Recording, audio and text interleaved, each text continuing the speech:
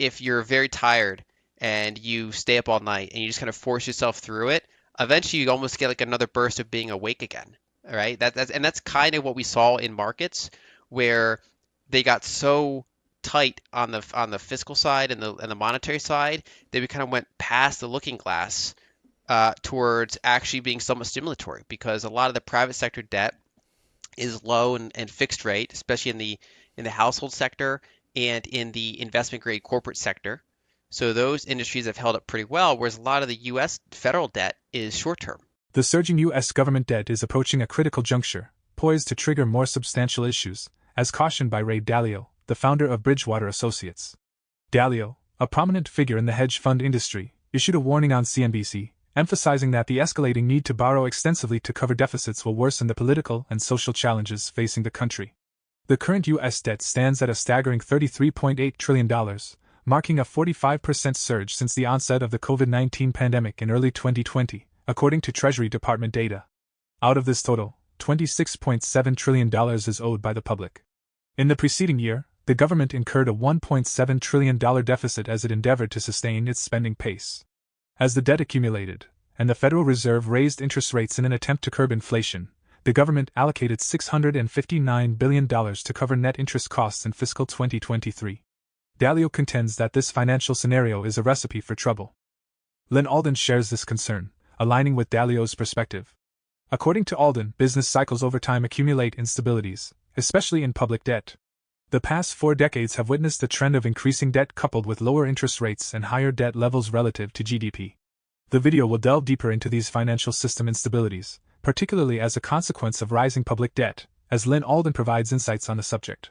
You go through a number of normal business cycles, but you build up instability in the system a couple different ways, including on the public debt side. And so if we characterize the past 40 years, we had ever rising public debt. So whenever we had a recession, we would have interest rates get cut. That allows higher debt levels, and you get lower lows and lower highs in interest rates, and higher highs and higher lows in both private sector and public sector debts as a percentage of GDP. And that coincided with basically the peace dividend, the opening up of the world. China opened up to the world in the 1980s. Soviet Union fell in the early 90s. And so we kind of entered this more connected world for a period of time. And we basically brought Western capital together with Eastern labor and resources. And that was a very kind of productive, disinflationary time. Some people were hurt by it, but a lot of people were helped by it. And that's kind of been the era we've been in. And that allowed for lower interest rates. And when you look at the government expenditure, if you have higher and higher debt to GDP, but lower and lower interest rates, your overall interest expense remains manageable. And when we had the global financial crisis, a lot of things changed there. We had a bank recapitalization. We hit the peak in terms of private debt relative to GDP, but we pushed a lot of that debt onto the public sector in multiple countries, especially the United States.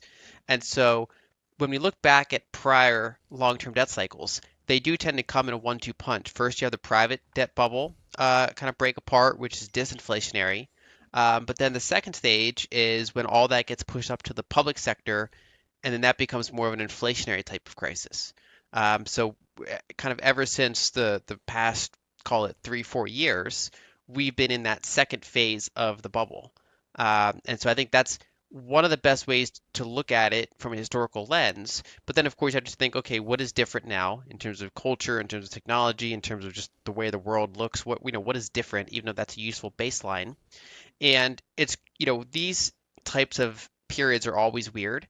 And so there's going to be challenging things to navigate that you didn't necessarily expect, which is why it's useful to have a framework, but to also be very flexible with your thinking to see what sort of curveballs might or may not come, and then, adjust that over time based on what's happening.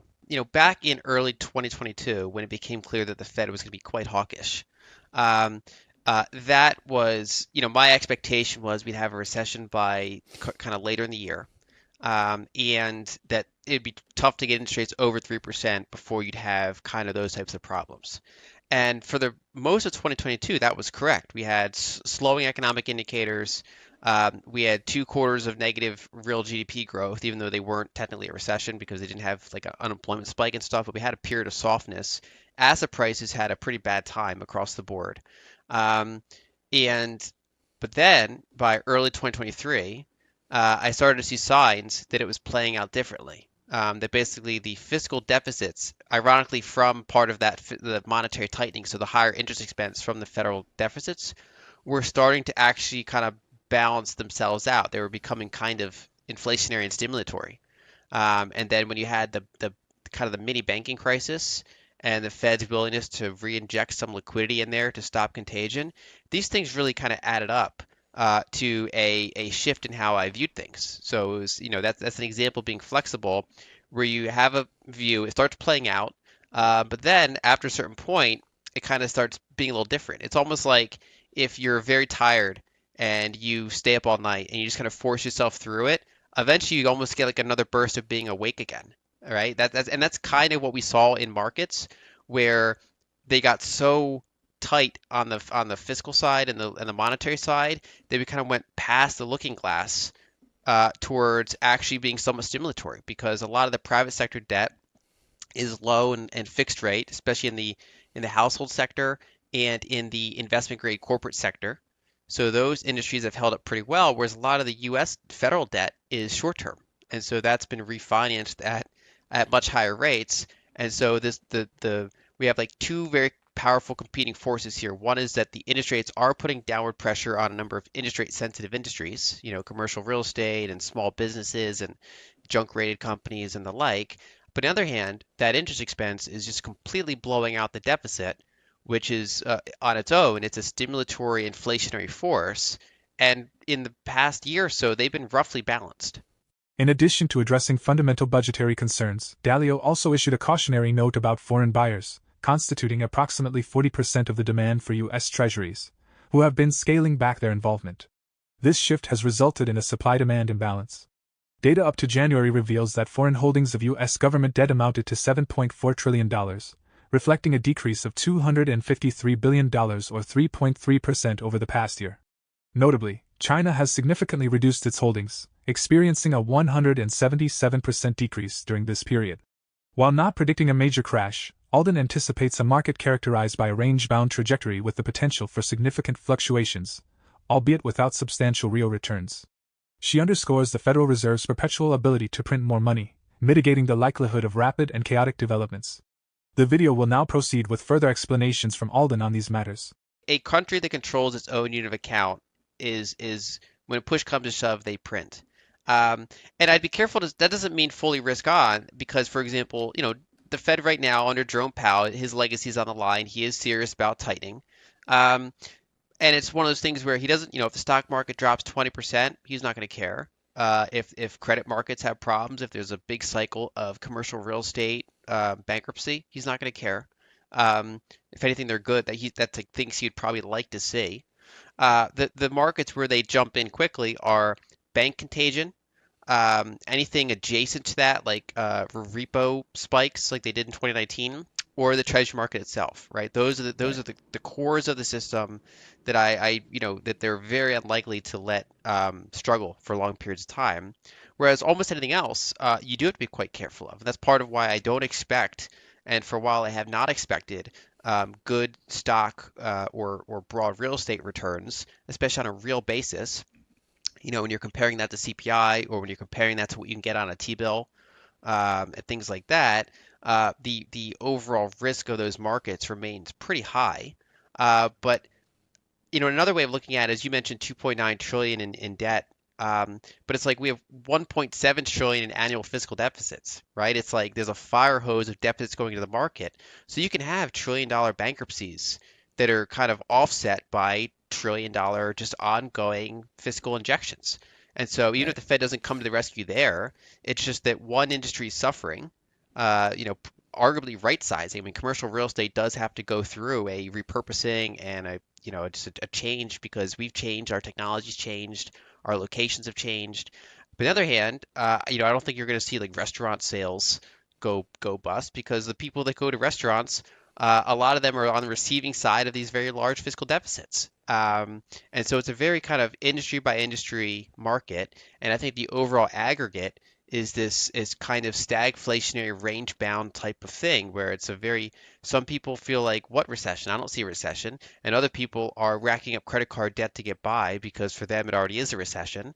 And it's just very industry specific, individual specific, and the overall range is that kind of murky sideways action. The fact that we had like a 20% drawdown and then a partial retrace, and then we're having like another drawdown now, that's to be expected. I mean, you could have a 10, 20% move with not much of a problem, especially over a multi-month period or over the course of a And year. I think a useful model is to look at emerging markets when they go through recessions or just in general when they're kind of in a malaise.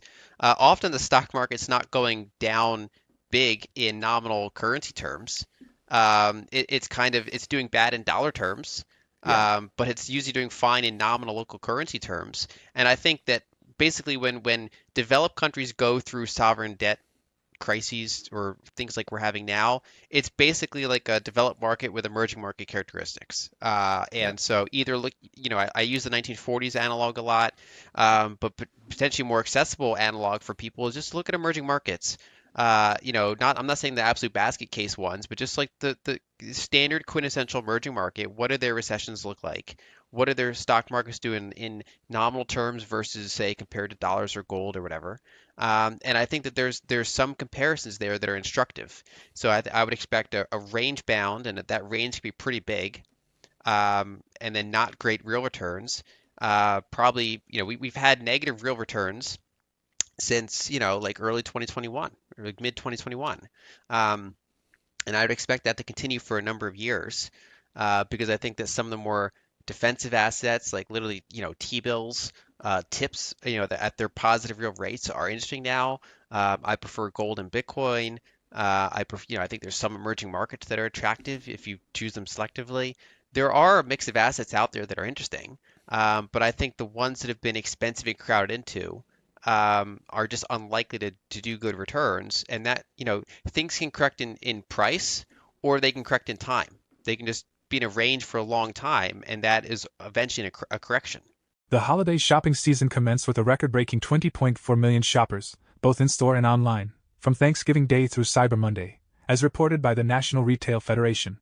This turnout, an all-time high since tracking began in 2017, surpassed last year's 196.7 million shoppers and the NRF's forecast of 182 million for the 5-day weekend. Online shopping saw an uptick to 134.2 million, closely mirroring the $325.44 average from the previous year. Early holiday spending indicators showed robust online sales on Black Friday, with consumers spending $9.8 billion, up 7.5% from the previous year. Cyber Monday surpassed this with a staggering $12.4 billion in e-commerce spending, a remarkable 99.66% year-over-year increase. Despite these positive signs, uncertainty looms over the remainder of the peak retail season, as the strength in early shopping may stem from a pursuit of favorable deals rather than a willingness to spend.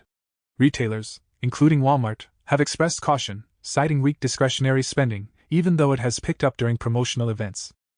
The NRF predicts a 3% to 4% year-over-year increase in holiday sales for November and December, ranging from $997.3 billion to $1.0066 trillion, indicating slower growth compared to the pandemic era but aligning with average pre-COVID sales increases. The question remains whether robust consumer spending could influence the Federal Reserve's approach to interest rate hikes. Share your thoughts in the comments section below. For more Daily Dose Crypto news, check out these 2 awesome videos on your screen. Click now and we will see you on the next video.